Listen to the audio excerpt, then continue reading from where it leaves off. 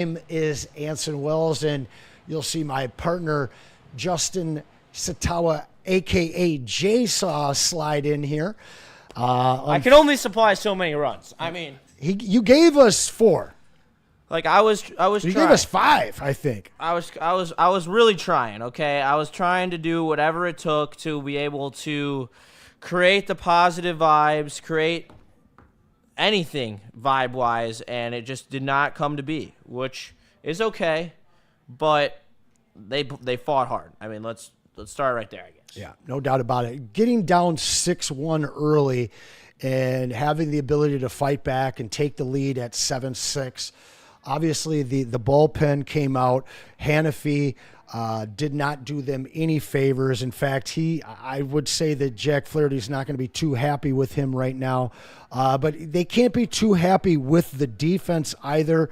It was actually Torrey Holton that came in that allowed 2 of the runners that he inherited from Flaherty to cross the plate, blowing up Flaherty's day to the tune of 8 earned runs. Holton looked not good. Hannafy looked not good. Canely did come in and look pretty darn good. Surprisingly. Yeah, surprisingly, but both starters struggled today. It was the bullpen for Kansas City, and realistically, it was the offense for Kansas City. Tigers had a good day offensively as well, but that just wasn't enough as they go down 10-8. They still win the weekend series 2-1 over the second place Royals, and they will hold a 10.5 game lead in the Central as they head into their contest out in Sacramento, a 3-game series against the lowly Athletics. It feels like one got away from Anson, to be honest. A great way to rebound after this loss. Yeah, but it still feels like one got away from us here. I think that there were many times where you had chances to do what the Royals ended up doing, and that was put you away. And that just really sucks. I feel like one got away here. I felt like we should have won that game. We got Flaherty essentially did only have one bad inning. He pitched all right. It should have been enough to get it done with the way our offense was playing, and it really sucked because he would have been in line for the win. Did you have an issue with AJ bringing him out for the 6th? No. I didn't either. I did not. I didn't either. You saw the way that he was able to bounce back after the home runs, and he looked like he was solid. I wasn't concerned when he went in. I didn't think that it was a big deal when he went back out there. And AJ's going to ride with his guys. I think he's proven that by now. Yeah, no doubt about it. And obviously the bullpen hasn't been plus. So I think that decision at that point when I believe he was sitting at 80 or 82 pitches, you wanted to bring him out, see if he had the same kind of stuff that he had the inning prior, because he did look good. It was that 3rd inning that did him in. But offense looked pretty good today. I can't be too mad at them. They were able to bring they scored 8 runs. I mean, yeah. When you score 8 runs, you should win the baseball game. I mean, I don't think that's that hard of a thing to ask from your pitching staff, is to not let up 10 runs. I mean, when you let up 10 runs, you're not going to win a lot of baseball games. That's just how it is. Yeah. Some tough calls from Blue early on. I thought got Flaherty a little frustrated. And then I would have been frustrated. It was the 2 bad defensive plays where Riley took the bad line on what ended up being a run-scoring double, and then the absolute miss at shortstop by Trey Sweeney that just kept the runs coming in the 3rd and kept that inning going. A little bit better defense. Maybe Javi at short instead of second, as you pointed out early in the game, could have limited the damage there. I'm not upset at Flaherty coming out in the 6th. At some point, you have to give the Royals credit because their offense has been very good as of late, and they were very good again today. 100%. I mean, they really showed out today. I mean, at the end of the day, I'm just being salty because it really felt like we were going to win that game. We had all felt like you were going to cash that bet too. It did, and that's secondary. I mean, my fandom never comes up. Like, my betting never comes above my fandom. I'd rather that my team win and I lose money. Absolutely. So, even though I would have won money with the team today. So I guess that doesn't even make sense. But at the end of the day, they played good enough to win for the most part. Just a couple bad innings, man. I mean, that's how it is in baseball, though. You have a couple blow-up innings and you allow yourself to get cooked like that. And I wouldn't say they got cooked, but they got outlasted in this one. Let up 10 runs, you got cooked. Well, they got cooked pitching-wise, but the Tigers were in this game outside of, the fourth inning when you came out and they were down 6-1. You might have felt like it was over, but they battled back, not only to get back in this game, but take a lead in this game. I do kind of want to go through the scoring that we saw today. If you're just joining us here for the Tigers postgame, we do appreciate you. Get your super chats in and smash that like button. My name is Anson Wells. This is Justin Satawa, and also known as J-Saw in the clutch moments. So the Tigers got the scoring started in the second. Hit that home run, that solo shot. Then Kansas City did all their damage, or most of it at least, in the third. They plated 6 runs there as the Tigers just couldn't get out of that inning, but they responded in a big way, getting 3 runs in the fourth and then again in the fifth inning. But then Kansas City came out. They pounced on a returning Jack Flaherty and continued against Tyler Horton. 3 runs in that inning. They jumped back out into a 9-7 lead. Tigers were only able to get 1 more in the 7th, but that was after Kansas City got their 10th run, and that final score, of course, is 10-8. Tigers 9 hits to the Kansas City Royals 12 hits. Both teams very efficient in getting those runners across the plate. Yes, both teams were elite at manufacturing runs today. They did win the series, okay? But I said it earlier in the broadcast. I live and die on this team no matter what the stakes are, and it sucks. I would have rather them obviously won this game. It would have put me in a dapper mood. I would have been very happy. I'm still happy. I mean, they won the series. They're still cruising in the AL Central. They're still cruising with the best record in the AL. I do have a slight bit of concern being the 1 seed in the AL because you got to play that wild card team who's not cold. Always coming in hot. I do not like that at all, especially with now it's a series in that AL, that wild card. It's no longer a 1-game one-off. I think it really gives a team a lot of opportunity to get hot. And you're talking about some pretty good teams coming out of that wild card spot when the Tigers are going to be playing essentially off of a week plus of rest. And we saw exactly that last year with a scorching hot Tigers team getting in and beating a Houston Astros team that got caught with their pants down in that series.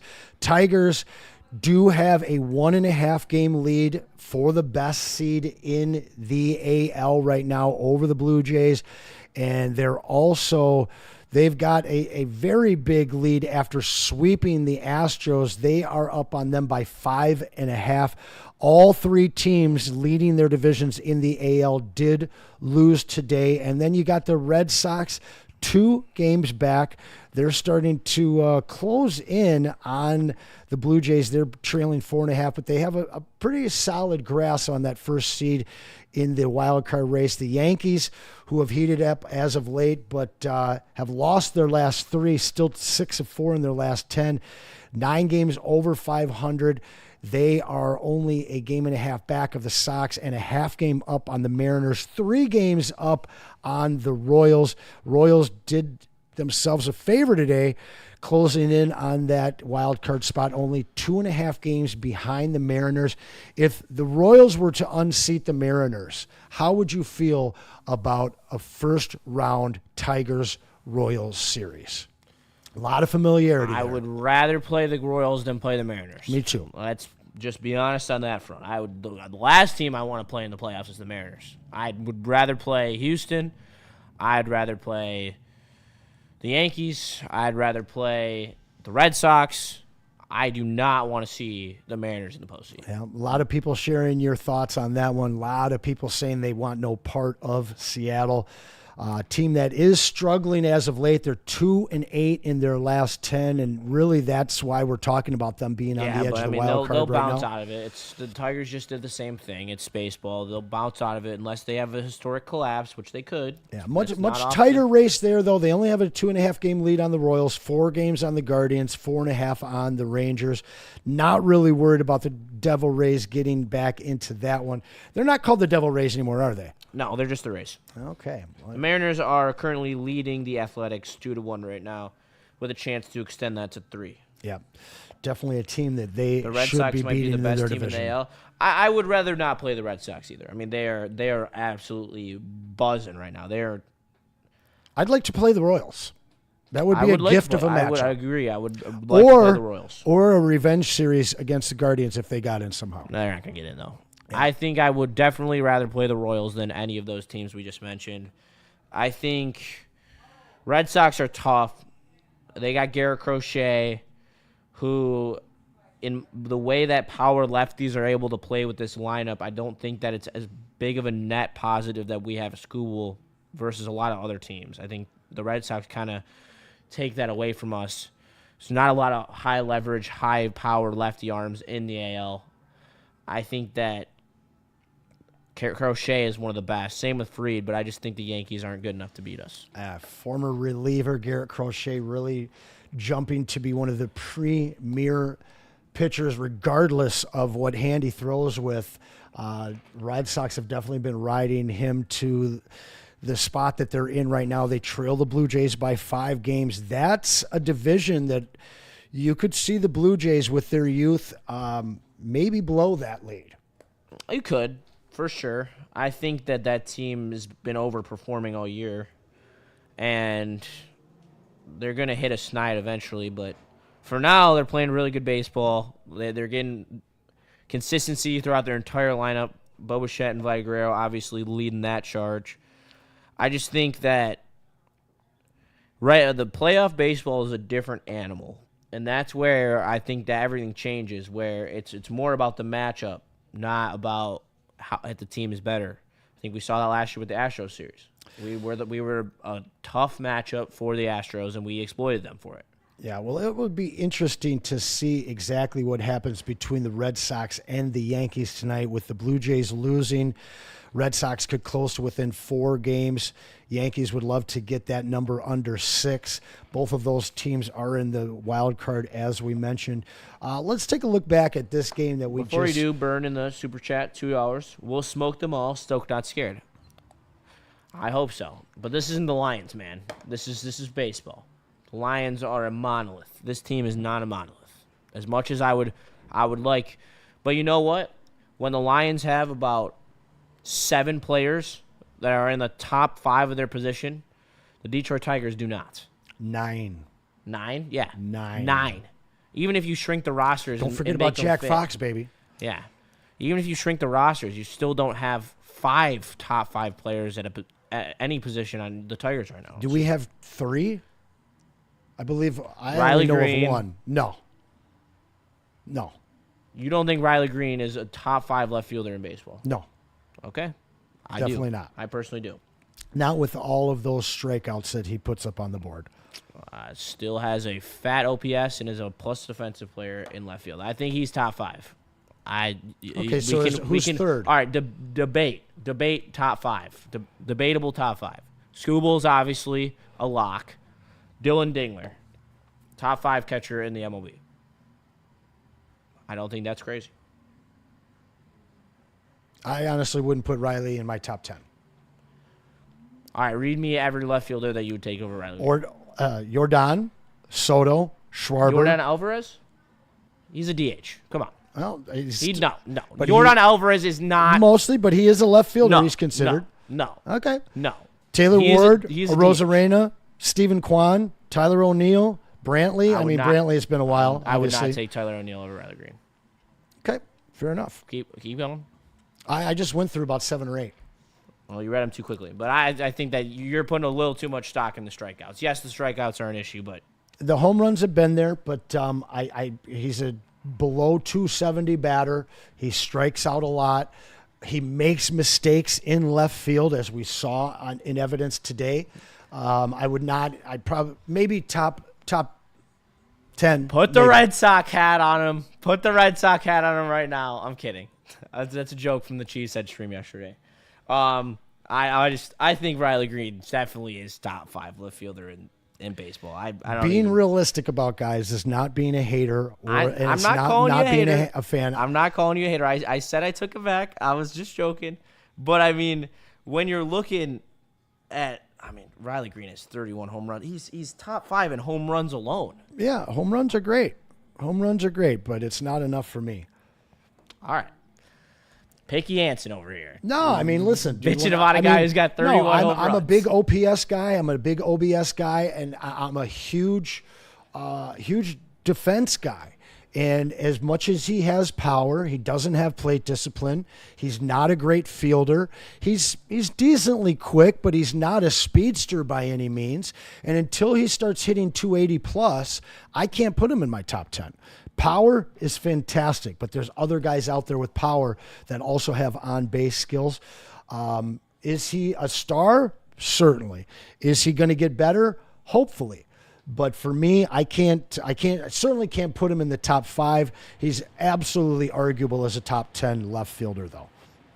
But to your point, we are debating him being a top 5 guy in left field, there isn't a third player. There's no guarantee at the position. I'll give you that. And is there a third player on this team that you would consider a top 5, top 10 player at his position?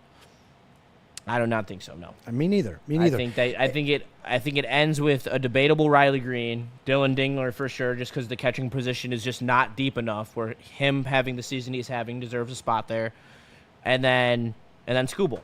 No one in the bullpen. Well, I mean Finnegan's been pitching like a top 5 bullpen arm, but we can't put him there. The sample size isn't big enough. Yeah. But I would say, yeah, it's different. It is different because when you look at other teams around, the AL, there are teams that definitely have 3 players that are elite at their position. What I would have to say to that is A.J.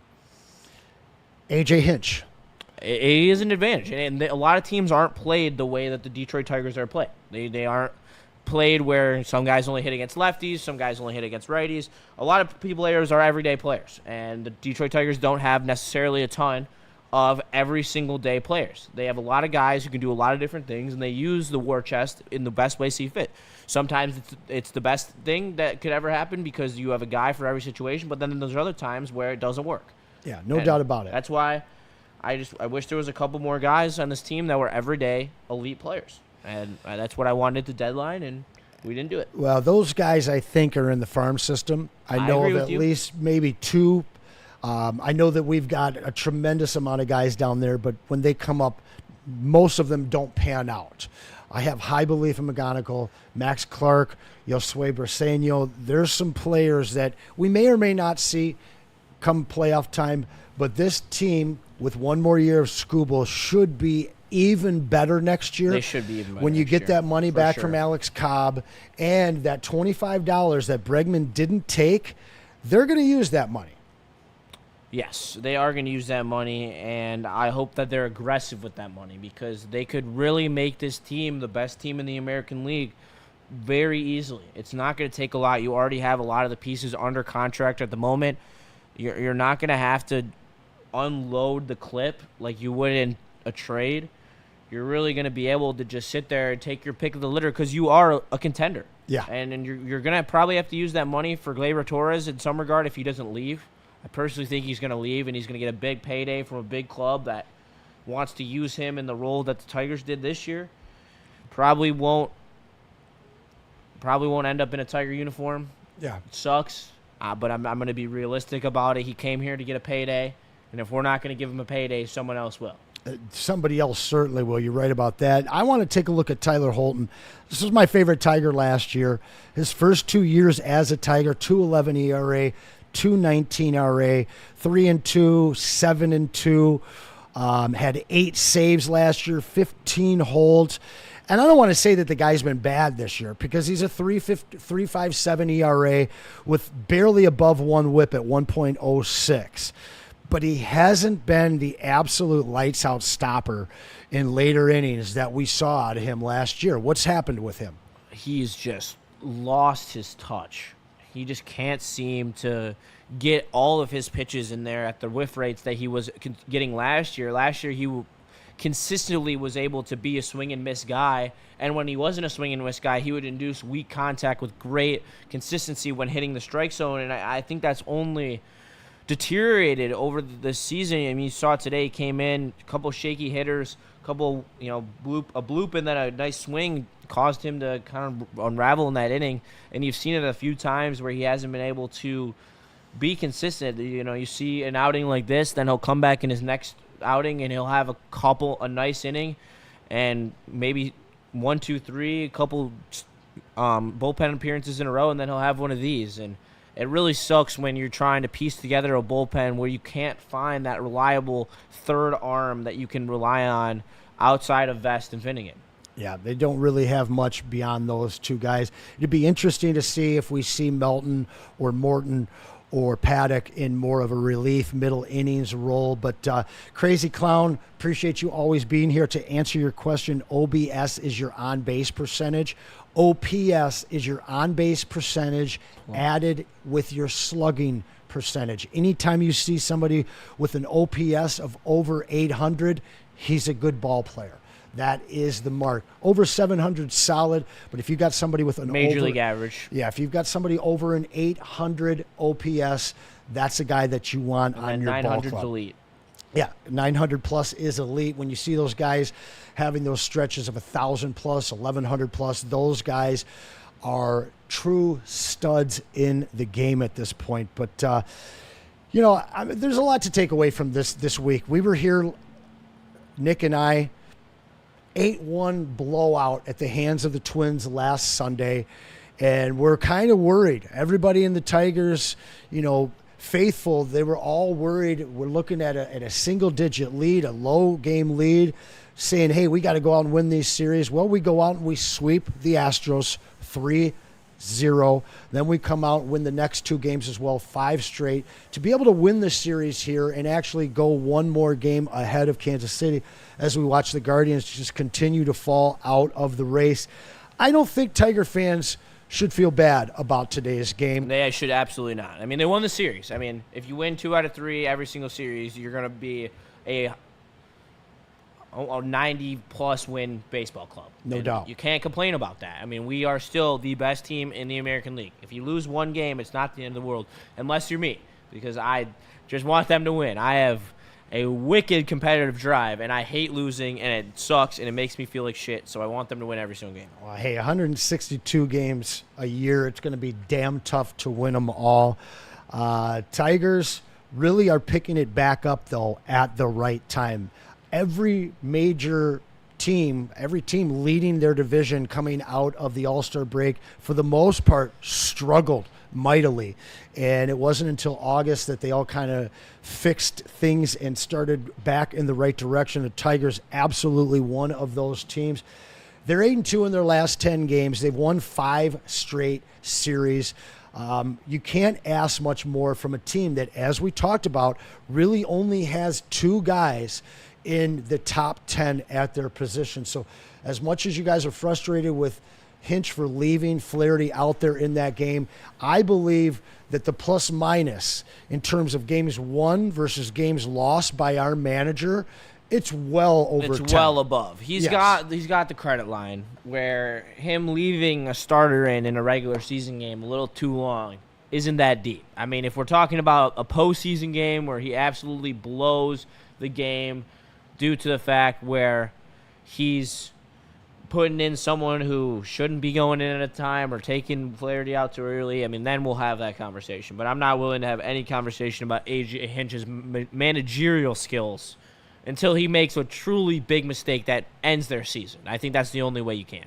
How much did they pay for Jack Flaherty? $25 million? $25 million. I got a great chat here from Bradley Davis. Pretty amazing, Jack, having 13 losses on the team with the best winning record in the AL. That is pure anomaly. Like, I can't reach back too far and find a guy on a team leading the AL or the NL that's got 13 losses before September. Yeah, that's pretty crazy. It's a pretty crazy stat. I do love those kinds of stats, just not when they're on our team. No. They blow my mind, though, and I do appreciate them. So shout out to you, Bradley. I do like that in-depth opinion you're bringing. When it comes to this game, I feel like there was times where we got away from the at-bat style that we're accustomed to with this Tigers team. There were definitely times where the approach changed, and some of the guys were taking pitches or not being being over aggressive, and they just weren't really hitting that happy medium that they hit when they're really playing like the elite ball club that they can. Is when every single person is taking the right pitches, swinging at the right pitches, and I think today we got a little too carefree when it came to the style of at-bats we took. Yeah, and you know, they seemed very patient early on in the game. Yes, they and did. then they found pockets of patience as the game continued on. To me, it was a little frustrating late in the game that they weren't taking some of those pitches. Wenceel Perez specifically in the top of the ninth there, he had 4 high fastballs, 2 of which he swung at. Yeah. Definitely could have led that inning off with a walk, I thought. Yeah, he could have, but I'm not going to hate it from Wenceel. I mean, he's been hitting the ball extremely well with a lot of power. He put a couple good swings on a couple of those foul balls, so I'm not going to be too upset there. I think where I do get upset is Trey Sweeney fucking sucks and can't hit water if he fell out of a boat. I mean, just not even a trace of good at-bats today. And I think that he's just proven that he's a 4A guy and is not good enough to play on this roster. And that's where I'd rather see McGonigal in his spot. McGonigal's a pure hitter. He's absolutely torching the ball in Double-A. In worst case, you go back to Trey Sweeney, but best case, you get McGonigal in here to be a spark plug for this roster, coming in as that second shortstop behind Javi. But and then Javi, I mean, he took some bad swings today in the 8th and in the, I believe he hit in the. And it was very patient early on in the game, and that's the deal with him is, you know, can he maintain that patience for 9 innings? It's a question because you also want him to go out and make that impact swing. He is another one of those guys who can change the game with one swing of the bat, and you want to see him do that. It's just a matter of whether or not he is going to respect the strike zone or not. And if he extends the strike zone up, he extends the strike zone wide, he's not a successful hitter. It's just not the way that it all can play out. I don't know. I think that 10 hits, 8 earned runs, 3 Ks. That's just brutal. Holy crap. Brutal stat line from Jack Flaherty. Yeah, brutal. And, like, how are you going to turn the ball over to this in the playoffs? Like, this is honestly, Charlie Morton's probably playing his way to being the second starter on this team at this point. And I know the price tag is on Flaherty, but at the end of the day, if Morton's going to give you just above 3.5 ERA, he's a better option than Flaherty letting up 8 runs. That's for sure. Riley Green or Jackson Chourio? Riley Green. Riley Green or Jarren Duran? Riley Green. Stephen Kwan? I would take Kwan over. Okay. I had to get at least one. I had to get at least one from him. He's not top 3. Let's put it like that. He's top 5. Arguable top 5. Not arguable top 10. I'll concede that for sure. Arguable top 5. We're landing somewhere between 5 and 7 for Riley Green between me and him. Or 4 and 7 is where he's landing. Super duper fair. But that's not top 5. That's not being the elite of the elites. Well, and the fact that this team has been able to accomplish what they have. I have a question. I'm sorry to cut you off. If he could hit lefties, at even a decent clip, I think right now he's hitting like 550 OPS against lefties. If he could even hit 650 OPS against lefties, would you be as harsh on him? Would I what? Would you be as harsh on him? No. I mean, I'm not even saying you're being harsh. You're being relatively realistic. I'm telling you where I'd draft him in fantasy. Just don't tell me that Yordan Alvarez is a left fielder. Well, I mean, he's considered that, even though he lines up at DH most of the time. So I would love to see how many. You don't have to talk about Yordan's defense because he's not out there, and obviously defense is one of the detractors for me for Riley. I think he's an average defender. He's not an above-average defender. He doesn't have above-average speed. He does have an above-average bat. It's his patience that needs to catch up with his power, where now you're talking about him being one of those top 3 left fielders in the game right now. But he played 38 games in left field last year. Come on. I'm just saying. He's listed as a left fielder, and I just acquiesce the fact was his career high. Because he never has to field, you don't have to judge him for his defense.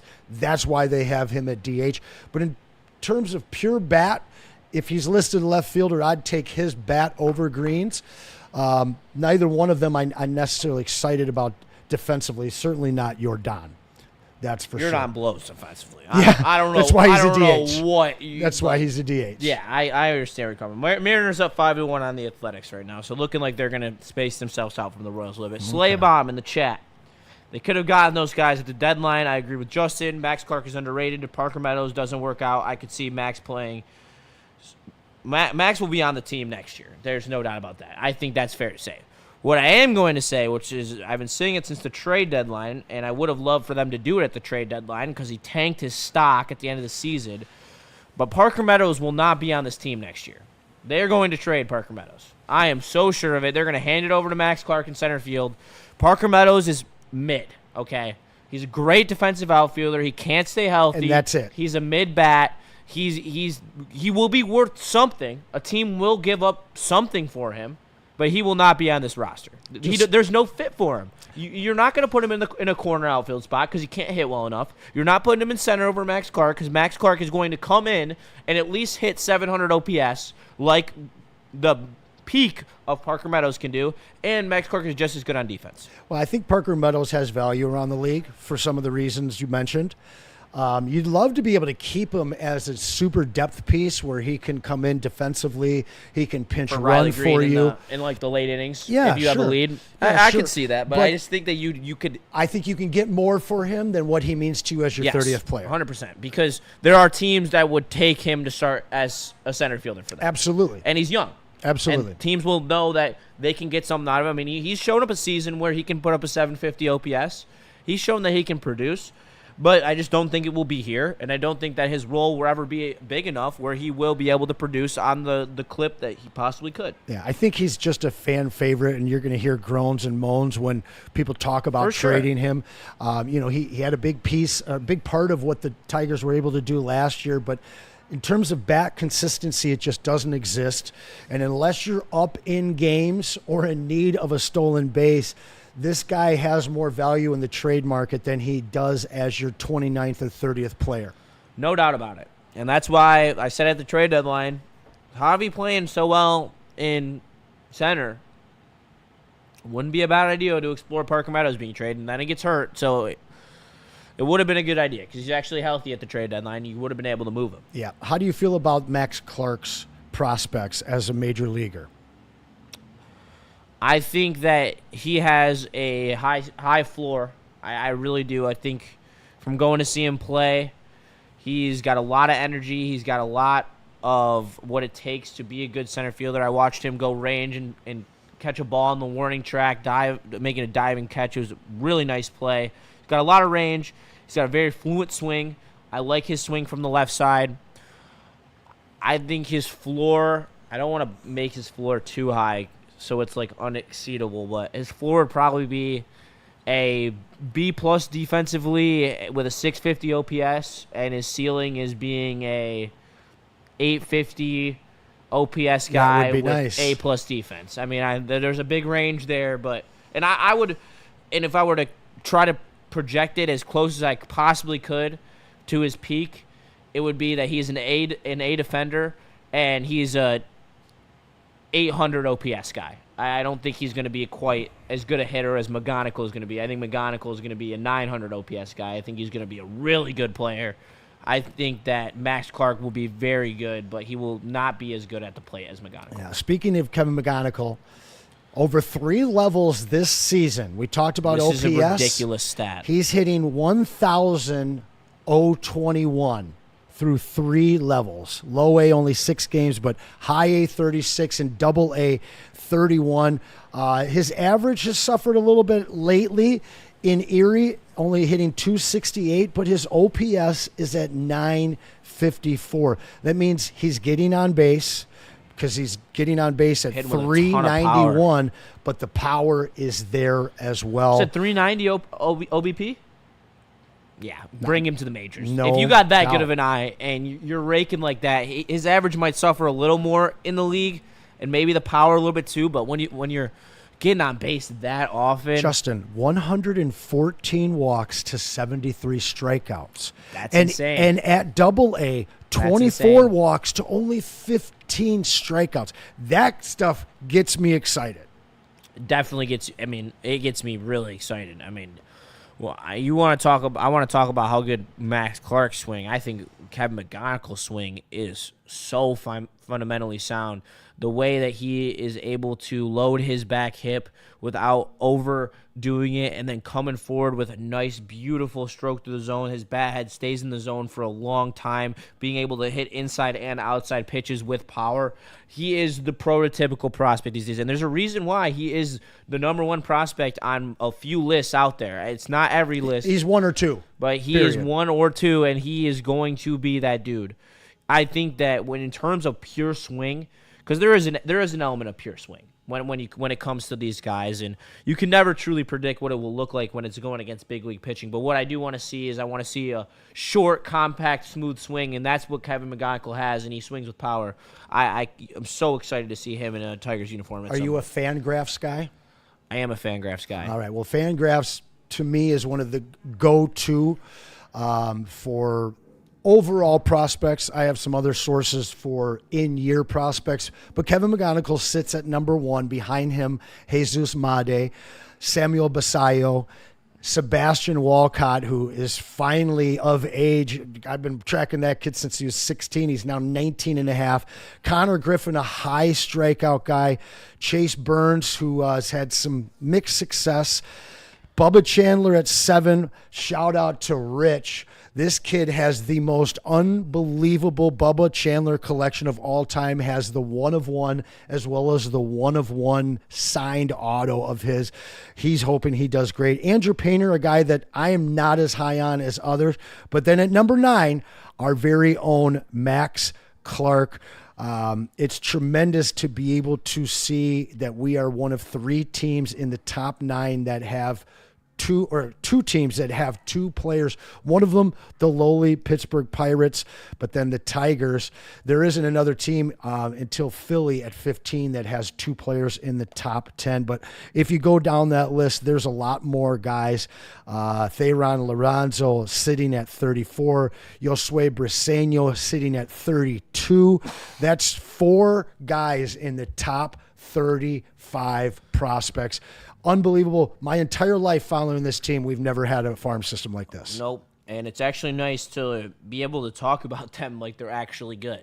And we're not hoping and praying that or bullshitting like, Tyler Collins are, studs. These are actual studs. And the chances that all 4 of these guys don't pan out into average MLB players is so low, where it just – that right now in your farm system you have at least 2 very good players that will pan out of those 4. And that's a very nice luxury to have, especially when you're talking about making moves to help this team. And in this offseason, you're going to have a chance to trade some of those Max Andersons, those Hao-Kyu Lees, the guys who aren't necessarily the premier cream of the crop, but they do have value to teams that have depleted prospect pools that might be looking to get rid of some players. So going into this offseason, that's going to be a very interesting thing to monitor. And if Scott Harris is actually willing to trade some of his lower tier prospects. Yeah, and we've seen a little bit of that, but obviously people that were hoping that they would maybe trade Theron Lorenzo. This was a guy that was kind of outside of that top 100 for the majority of the season, but he's been playing so well lately that now they have him in the top 50. In fact, the number 35th player, Josue Briseño, has been fantastic all year long. Troy Melton, a guy that was in the top 100 that obviously debuted and has been quite effective for the Tigers this season. So some of the names that we mentioned, Hao-Kyu Lee and some of the other ones, this future for the Tigers is crazy bright. Obviously, we have question marks around Tarek Skubal, but I wonder, does a World Series championship or even just a World Series berth change things for Skubal, or is it all about the money? It's all about the money. Wherever he goes, he's going to be able to do that. Because if he leaves, it will be to the Dodgers or the Yankees or the Red Sox or any team that is willing to pony it up. The $500 million with a B that is going to take to land that guy. Because they're talking $400 million now, but that just waits until one other pitcher decides that he's going to re-up his deal, and then that raises the price, and we're talking about 2 years down the line, Chris Ilitch, your dad would have spent the money on that guy. Yes, he would have. You got to follow in his footsteps, man. Mind. I'm not talking about. He did it with Miggy. I'm not talking 1990s Mike Ilitch. I'm talking about the aught years Mike Ilitch, and he gave Cabrera that giant contract. We have a top 10 richest owners in the MLB. It's about time that our team started looking that way. But I do have to remind people and fans that this offseason, we put out $15 million to Glaber, $15 million to Cobb, $25 to Flaherty, and another $25 that wasn't taken by Bregman. So obviously you're going to get that $15 back for Cobb. That will be spent. And that $25 million swing and miss on Bregman, they're still looking to connect on a big player. But if I'm Alex Bregman or the other free agents in the class this past offseason, I'm not positive that the Tigers are a great destination. Well, no, because Skubal's not locked up. Well, no, I mean it differently. I think that's a this big is a factor. team that was a less than 1% chance of making the playoffs, and somehow were able to get on a run. And on the other side, the other teams, the Twins fell apart, and they somehow got in the playoffs. Were so hot that they beat an Astros team, but then a Guardians team that might have been better than us last year was able to beat us. I don't think that the belief around the league by free agents that were possibly, being courted by the Tigers, I don't think they had the belief in this team. What they've seen, what we've shown everyone in the MLB this year, I think that this Detroit Tigers team is going to be far more of a destination in free agency. I think so. And I hope that some guys look at this team and say they're a piece away. I could be that piece. Maybe Bo Bichette says that, and he comes and plays shortstop for us. Oh man, Bo Bichette. But I can't lie. I gotta question them not having Skubal locked up is going to be tough for a free agent to commit long term. It's going to be so tough for Tigers fans just to deal with. Is this your brother in the chat here, Mark Satawa? No, that's my dad. Oh, it's your dad. Shout out to my dad. Shout out, Mr. Satawa. My dad agrees with me that McGonigal should be a call. He should be for sure. Hey, we're all I in think agreeance. Clark can be debatable because this outfield does have a lot of depth. But the McGonigal should 100% be a September call up. And he should try to be a spark plug for this team because they really – the fact that Trey Sweeney is just being a black hole in their lineup is ridiculous right now. He's so bad. I'm so Mr. sick Satawa, of that guy. I got to compliment you. You did a damn good job on this young man over here. Shout out to Western Bronco, champion Western Broncos, yes. national champion in hockey Western Broncos. Kevin McGonigal, I'm one of the few soon-to-be alums that will be able to say that. There's rare. A very finite. There's only been one other in school history, and I question whether or not those people are even alive today because that was in 1956. Oh wow! Well, and you and I talked about it after that national championship, and not to get off course too far here, but it's very rare for anybody in college, any university in the country, to be there during a national championship in any major and it's sport. Even smaller at a university of my size. Yes, for that's sure. really the impressive thing for real. But let's not lose the entire chat. No doubt. We, just still got to give some love to the Satawa clan. But listen, the Tigers, they head to Sacramento tomorrow for a 3-game stand against the Athletics. Tough plane ride. You mentioned Nick Kurtz and Jacob Wilson, who I believe did just come back off IR after about a month-long stint on IR. This is a team that can creep up and sneak up and beat you. Lawrence Butler out in center field. Are you worried about this series at all? No. Skubal's going to come out tomorrow and take care of business. Offense might be sleeping, but, they're facing JT Jane, who's got a 5-point ERA. Should be able to feast off him. It's a right-handed pitcher, so I mean, you know what that means. Carry bombs, green bombs, go out the wazoo. But this athletic team is a good team. They're a solid squad. And let's not front about that. Eight more runs tomorrow, and I think we'll be fine.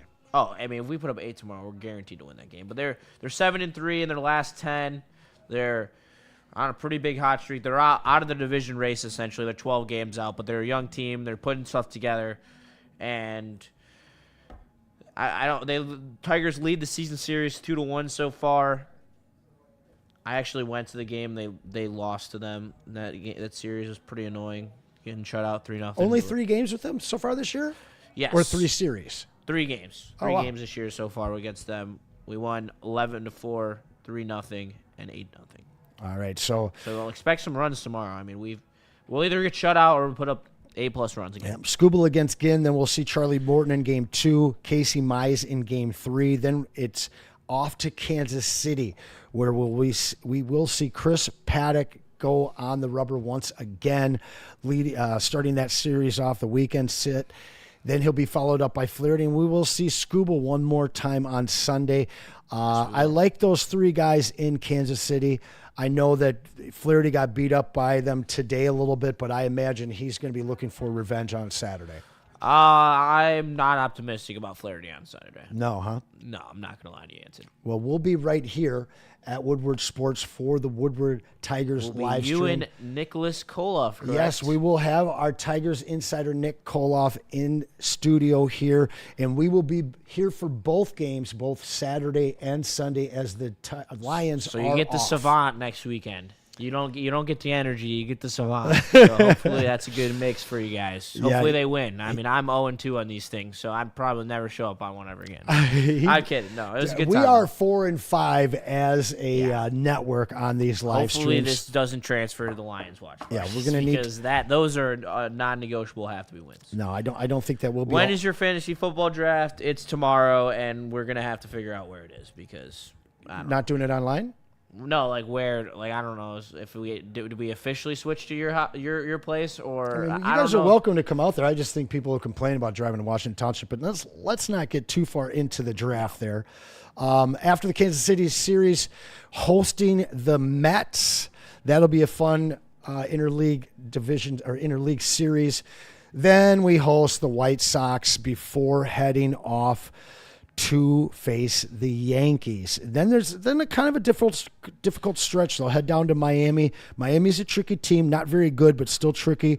Then the final stand, 3 games home versus Cleveland, 3 games home against the Braves, 3 games on the road in Cleveland, and finishing the season 3 games on the road to Boston.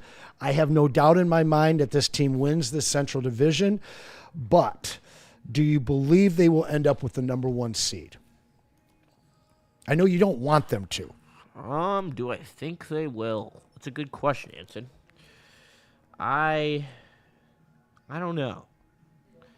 I want to say yes because I feel like it's gonna set them up to lose in the first round, but my brain is kind of saying they're not gonna get it. They're gonna play the 2-3 game. I'm gonna say no. You're gonna say no. Well, I don't think that they. I think they're gonna build the lead up again, right, in this next couple weeks, and then they're gonna play that stretch, and they're gonna go balloon down a little bit. They're gonna lose it, and then they'll probably battle it out in the last. It's gonna be a tight race. I think that there's a lot of teams playing some good baseball right now that could definitely jump up and take the 1 seed. I think it's anyone's race right now. I wouldn't. There's too many games to go now too. Who do you think would catch them for that number 1 seed? Probably somebody from the AL East, I'd imagine. Tough. Blue Jays, Yankees, or the Red Sox. Blue Jays obviously in the best position to do so. They really extended their lead over the Astros after sweeping them to start the week. I got to say, man, they have such a big lead right now. It's so hard to. Yeah, this team is so well coached, and I know there's people that are upset over Flaherty. No, I don't think they're going to lose the 1 seed. I don't either. I don't think the Blue Jays are going to catch them, and I just think that the lead's too big for some of these teams. I think that are good enough to actually win a bunch of games down the stretch. I think that the Red Sox and the Mariners would be the two I pick, but I think they're too far out to make that type of jump. What I'm really intrigued about, to be honest, is the way that the wild card standings are kind of shaking out right now, where you got Texas still 4.5 games out. That's still a good team down there. Yeah, it is. They've been struggling, but they just suck on the road. They're 26-40 on the road for some reason. What about you, Chet? Where do you think the Tigers finish? Are they going to be number one in the AL? Please smash that like button for us as well. We're rounding into our final 10 minutes here, so we want to hear from you guys. Super chats, you skip to the front of the line, but if you got some questions for Jay Saw or myself, fire them off right now, and we'll get to them over these 30 last games left. Yeah, I don't think that's enough games to really give up the lead we have over like the teams I think that are good enough to. Yeah, the Blue Jays seem to have kind of cashed out their run at this point. They were so hot for a while, but they've seemed to kind of really cooled off lately. Yeah, and they've found their equilibrium there. So I don't see them outpacing this team, but they're certainly the closest to them. The Yankees I can never really count out, or the Red Sox. Both of those teams could just absolutely go on a run. Tigers have a tough finish. Bullpen were to figure out what the hell is going on right now, because I think that's a question, how they're pitching so bad with how good of the arms that they have in that bullpen. They have so much quality there, where if they were to even get a few of those guys going, they'd be a very tough team down the stretch, as they could challenge to even overtaking the AL East, in my opinion. Even the Red Sox. I don't think the Blue Jays are safe. I think the Blue Jays still got work to do, and if they keep sputtering like they have been, they could definitely lose that lead. Combat Legs likes the Tigers to finish as the number one seed. We want to hear from more of you guys. Slaybomb 96, he wants the league to have a salary cap. No doubt. All aboard for that one. And then we'd have no issue re-signing Skubal. We'd have no issue re-signing Skubal if there was a salary cap. Do you think that could happen in time? Before the 2027 season is really all that would need to happen. I think that there's no way it can't happen, because there's either going to be a cap floor or a cap ceiling. And because the way it's going right now, if teams just keep being – it's just bad. It's bad for the product. Teams that don't spend and are these bottom barrel franchises. Like, there should be both. Imagine if they were all like the NFL, where every team's going for it year after year, even if they suck. They're still trying to get better. They're still trying to prove it. It's a little different in MLB. I think the Yankees would just disappear. I question their sustained success. It's very easy to sustain success when you can just pay top of the line money to whoever the fuck you want every single time. No doubt about it. And when you can't do it, like, I'd love to see Brian Cashman have to work between the salary that Scott Harris has to. Like, it's a bitch. So I don't know. I'd love to see a cap ceiling, because I can't stand Chris Harris not trying to re-sign Terry School. You want both, though, right? A floor and a cap. I want a floor and a cap. I think it's good for the league. I think it keeps the league more competitive. I think that the NHL does a great job with this, their cap floor and their cap ceiling, because right now when you look at the two conferences, there's like 2 or 3 teams that are tanking, and everyone else is good enough where if something falls their way, they could make the playoffs. Yeah, and it's not the players that suffer; it's the fans that suffer. Because if you're worth the money, you're going to go and find it at a franchise that's willing to spend it. But you look at these poor fans out in Oakland, now Sacramento, soon to be Vegas. Are they going to spend in Vegas? We would see Randy Arozarena outside of a Tampa Bay Rays uniform if they actually pwned up some money. Like, seriously, like, Randy Arozarena is a good enough player where he should have gotten his bag from his team. And no, they traded him to Seattle because Seattle would pay it. And that like literally, like, this is why, like, I tip my cap to Seattle. Like, honestly, they've never won anything. Literally never won anything in their time as the Mariners. And they were like, you know what? Fuck it. We're like, they are so desperate to win literally the AL. Like, if they won the AL, they would have a parade in Seattle. Like, seriously. No doubt. And, like, that's, like, you may think that's sad. They've never even won an American League pennant. Yeah, So, yes, that's what I'm they're saying. celebrating. That's what I'm saying. They've won one AL West title in their entire existence. And that's crazy. I went there this year, and with my dad, shout out, he and I had a great time. The stadium's gorgeous. They renovate it, and they add new things, and everyone's there. They got cool, like, engaging fan stuff, and all the stadium's packed. Everyone's there. Their Julio Rodriguez shirts, and with their big dumper jerseys, and it's a great crowd, and it's a great atmosphere, and they haven't even won anything. And it speaks volumes because we've won shit here in Detroit. We've won division titles, and we've won World Series, and not in my lifetime. We've won pennants in my lifetime, and I still would I'd cut a motherfucker's nuts off to win the Tigers a World Series. So, man, we were close. That St. Louis series still just sticks in my craw so damn bad. I was at the Maglio home run game. I was at the game where they won the pennant in 2012 against the Yankees. You were a young man. Yeah, I was sitting on my dad's lap. That's awesome.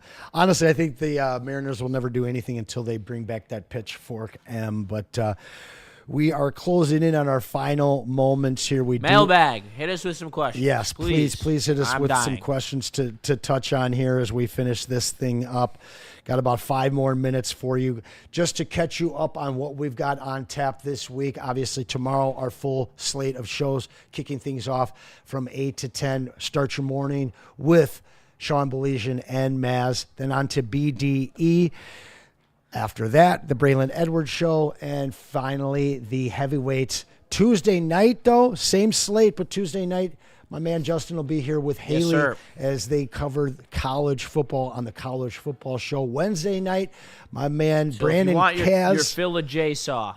That's where you'll J-Saw get it. is in full effect on Tuesday nights. No, literally full effect. There is no one more confident than college football, Justin. Like, seriously. Like, I don't know what it is of the difference between college and NFL. Even it's hard to say, but sometimes I feel more confident about college football than I do about hockey. Hey. And that's saying something. Well, get your bets in with Justin. He's been hitting with high regularity. Wednesday evening after our regular slate of shows, we will have the second ever episode of Fantasy Jerks. Off to a great start. We'd love to have you guys for that. We'll also be starting that show off, pulling 3 names from all of you that message me that want to get into that league.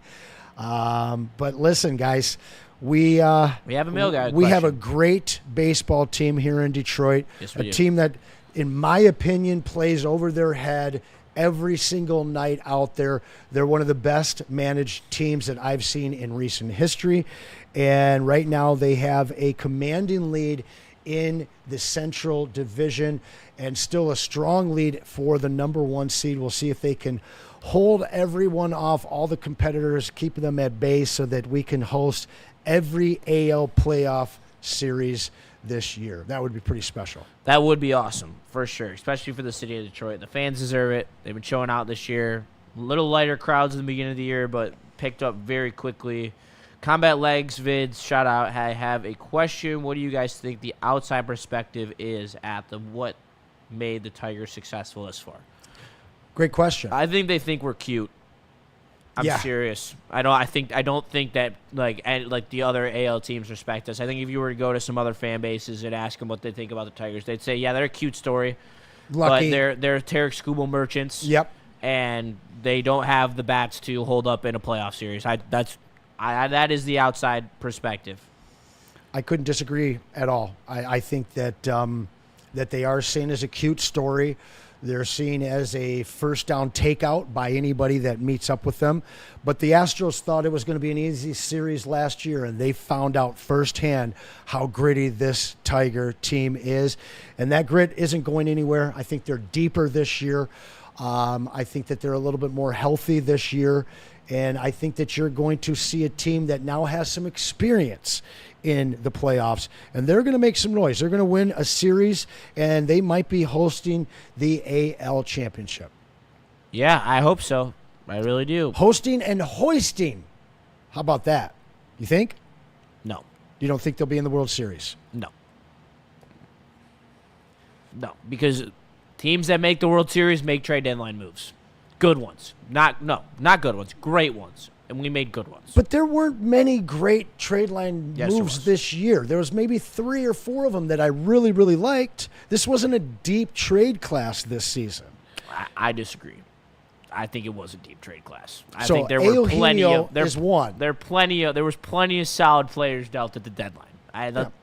A couple of other closers that you could have said were above Finnegan, but Finnegan's looked lights out for us. Eugenio is absolutely a bat that they needed to go and get. The bullpen arms that were on the move were elite. There were at least 10 guys who were on the move that were elite, that were sub 2.5 ERAs. Okay, I'm talking closers. I thought that there was about 3 that were better than Finnegan. That's but fine. In terms of bullpen, I've never said anything bad about Finnegan. That was the one move that I said I liked when it happened. I liked the move for Finnegan. I always said that. But at the end of the day, this team is a bullpen arm away from being elite. They would be an elite bullpen if they had a 7th inning guy that they could hand it to every single time and be like, this guy is going to smash outs. And that's what they don't have. And I think that my issue is you didn't have, there was 3 top 100 prospects traded at the deadline. There were plenty of good players that were available. I mean, one of them that comes to mind is Tyler Rogers, the middle reliever from San Fran. 1.82 ERA, sidearm. He's disgusting. And he went for a chip of pennies and a hunk of cheese, okay? So that's my issue. I think that there were plenty of guys out there. I think that, Mike Yastrzemski's another guy. He's a good player. He's shown 800 OPS seasons before, and I'm not saying that he would have fit this team, because he probably didn't. He's a good player that was on the move. Ryan McMahon, I would have killed someone for Ryan McMahon because he's raking right now for the Yankees. And there were plenty of opportunities that this team could have put a stranglehold on the AL, and they decided not to. Yeah. I think Naylor is another guy. He's an elite bat that got traded at the deadline. I think you could have tried to trade Naylor for would have Jorge been the guy Soler, for me. From the Angels. They might have parted ways with him. There's a lot of guys who could have been out there that I just don't think the Tigers were willing to go get. They should have got Merrill. They should have went and got Merrill Kelly from the freaking Diamondbacks, and I'll stay firm on that one. They should have done that in a heartbeat. He got traded for literally nothing. The fact that they didn't get a bat, I have an issue with. I think that they're waiting for some of these guys to come back. There's no doubt about it. Like Parker and Vierling. And the fact is Vierling sucks. Those aren't great bats. They both suck. Those aren't great bats. Neither of them are major league average hitters at this point in their careers. It's merely depth, and what we needed was a starter for our Vierling offense. looked awful when he was healthy. He did have that one good. He had one home run. Literally one home run. That's we were here for that one. He was. Other than that, he's hitting just above. He's literally Trey Sweeney from the right side of the plate. Yeah. So I don't know why we're relying on guys. See, that's my issue with this team, and I said it at the deadline. And sorry, Mr. Laney, Buzz and Justin was better. Yeah, I agree. He's a lot better because he's not bitching. Because this team didn't do enough in my opinion, and. Well, we'll find out come October. That's for sure, I hope, my friend. and you know what? And that's the beauty of this whole thing is because no matter what, I'm gonna be at least a sliver happy because I'll either be right, which I don't want. I'd rather be wrong. But if I'm wrong, the Tigers win, and I'm just happy the Tigers win because you'd love being wrong. Yeah, I would literally love being wrong. I'll be sitting in front of the camera the same way I was during the 6-run inning when we came back and tied the game. I'll be sitting there all over that shit because I love the Tigers. But I live and die at every pitch, and I truly believe this team is just they're not good enough. Yeah, for me, I think that this team can get into the World Series, but when you start looking at the They're Phillies and the Brewers and the Padres and the Dodgers, there's just so much talent on those teams. You got to pretty much hope and pray that it goes 7 games and that you can see I'd pick Scooble in 3 of them. 5 teams in the NL to beat us. Yeah, easily. Like literally whoever we play. I'm not sold on the Brewers right now because they had such a great stretch. That's the type of team that I could see September come and strike back. Let's see 3. If I was aggressive. Yeah, Padres, if we played the Dodgers, Padres, the Phillies, or the Dodgers, we would get washed. And that's just how it would be. The Padres, I would not want to see the Padres at all. I think the Padres do every single thing better than you. You have no advantage. 0. None. Yeah. Zilch. They have elite pitching. They have elite bullpen arms. They have elite bats. Elite defense, too. Oh. Yeah. I want no part of them. I wouldn't mind seeing the Dodgers. If we had to see one of those absolute, I mean, they at least have holes. There's a Yes, they have pathway some I faults. see to the series. I would rather see the Dodgers over the Padres. I'd rather see the Phillies over the Padres as well. yeah. Even though the Phillies they're a wagon when they just lost Wheeler. So yeah, I would rather see the Phillies. Yeah, I don't think they're going to get there. And no without Hader Wheeler. right now, right? So you get an opportunity. Brian Abreu filling right now. I do believe he'll be back. But listen, we will be back next Saturday for the Woodward Tigers live stream. I will be joined by Nick Koloff for that one. Big shout out to my co-host today, Justin Satawa, not only making us sound good, but also look good.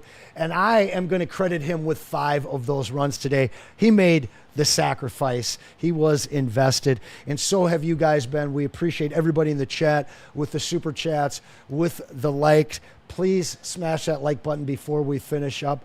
But make sure you join back up with us here tomorrow, 8 a.m., for the morning show with Sean Baligan. He'll be joined by Maz. And tomorrow night, we will have our Woodward draft, and we will have plenty to fill you in on that. I know some of you guys are interested, but we appreciate you guys joining us today for the Tigers live stream.